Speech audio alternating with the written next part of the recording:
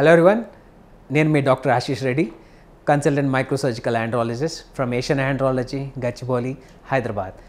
ఈరోజు మనం డిస్కస్ చేసే టాపిక్ అసలు అంగం సైజ్ ఎంత ఉండాలి. చాలామంది పేషెంట్స్లో నా దగ్గరకు వచ్చే పేషెంట్స్లో వాళ్ళు కామనెస్ట్గా చెప్పేది, సార్ నా అంగం సైజ్ చిన్నగా ఉందని. అకార్డింగ్ టు లిటరేచర్, అంటే సైంటిఫిక్గా మాట్లాడినప్పుడు 3 ఇంచెస్ కంటే ఎక్కువగా ఉంటే అది అబ్సల్యూట్లీ నార్మల్ పీనిస్. అంటే ఒక ఎరెక్షన్ ఉన్నప్పుడు 3 ఇంచెస్ కంటే ఎక్కువ సైజు ఉంటే 100% సరిపోతుంది.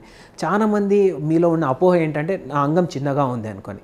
సో ఇప్పుడు దీన్ని ఒక పిక్టోరియల్గా చూపిస్తాను, అసలు ఎందుకు 3 ఇంచెస్ అంటున్నాం అనేది. దాని గురించి ఇప్పుడు ఒక డయాగ్రామ్ చూపిస్తాను, మీకు అప్పుడు అర్థమవుతుంది. సో 3 ఇంచెస్ అని ఎందుకు అంటున్నామంటే, ఇది వెజైనా ఆర్ యోని, ఇది సర్విక్స్ అంటాం, ఇది సర్విక్స్, ఇది నార్మల్ యూట్రస్ అంటే గర్భసంచి. సో వెజైనా లెంత్ 3 ఇంచెసే ఉంటుంది.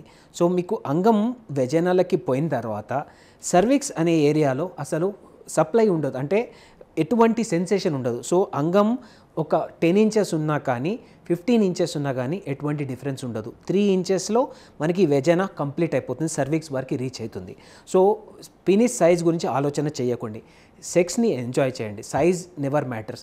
చాలామంది ఉమెన్లో ఉన్న ప్రాబ్లం ఏంటంటే సరిగ్గా పొజిషన్ రాక వాళ్ళ హస్బెండ్ది అంగం చిన్నగా ఉంది అనుకుంటారు. మీరు ఖచ్చితంగా పొజిషన్ మార్చండి, దానివల్ల మీకు ఈ ప్రాబ్లం అంగం చిన్నగా ఉందనే అపోహ కంప్లీట్గా పోతుంది.